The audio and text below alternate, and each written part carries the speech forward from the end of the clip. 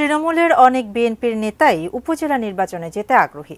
দলের শীর্ষ নেতারা মনে করছেন এ ধরনের নির্বাচনে অংশ নিয়ে লাভ হবে না। তবে কৌশলগত কারণে আগের মতো নির্বাচনে অংশ নেওয়া কর্মীদের উপর কঠোরও হবেন না তারা। আরও জানাচ্ছেন নাজিয়া আফরিন। দ্বাদশ জাতীয় সংসদ নির্বাচন বর্জনের পর এবার উপজেলা নির্বাচনও বর্জনের ঘোষণা দিয়েছে বিএনপি। সোমবার রাতে দলটির স্থায়ী কমিটির ভার্চুয়াল সভায় এই নির্বাচন বর্জনের সিদ্ধান্ত হয়। যদিও পরদিন মঙ্গলবার আওয়ামী লীগের সাধারণ সম্পাদক ওবায়দুল কাদের মন্তব্য করেন, বিএনপি মুখে না বললেও তৃণমূলের নেতারা প্রতীকবিহীন এই নির্বাচনে অংশ নেবেন। এখন রাজনৈতিক সংকট বিএনপির জন্যই আছে, বিএনপি কিভাবে ঠিক করবে? দলীয় প্রতীক ছাড়া উপজেলা নির্বাচনকে আওয়ামী লীগের আত্মবিশ্বাসের ঘাটতি বলে সমালোচনা করছে বিএনপি। নৌকা নিয়ে জনগণের কাছে এখন আর যাওয়ারও সাহস নেই। নৌকাকে কিন্তু এখন বাদ দিয়ে দিচ্ছে, অথচ তারাই কিন্তু আইন করছে এই স্থানীয় সরকার নির্বাচনে নৌকা দিয়ে, অর্থাৎ দলীয় মার্কা দিয়ে ভোট করার জন্য।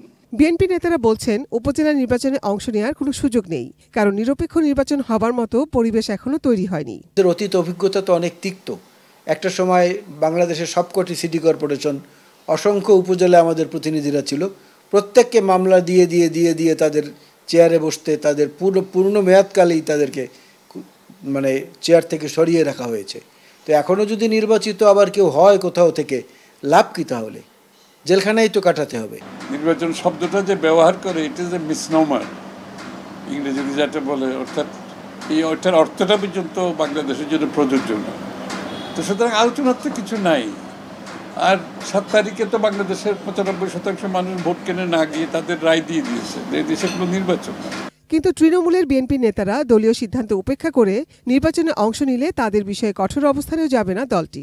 যে কেউ যদি নিজে তার জনপ্রিয়তায় বা তার এলাকার রাজনৈতিক আবহের কারণে নির্বাচনে দাঁড়িয়ে জিততে পারে, তাকে তার বিরুদ্ধে সাংগঠনিক ব্যবস্থা না নিয়ে পারা যায় কিনা, এই চিন্তাটাও আমাদের মধ্যে আছে। কারো যদি মতিভ্রম হয়, কারো যদি মাথা নষ্ট হয়ে যায়, সেটা তার সমস্যা। এটা তো বিএনপির সমস্যা না, দেশের মানুষেরও সমস্যা না।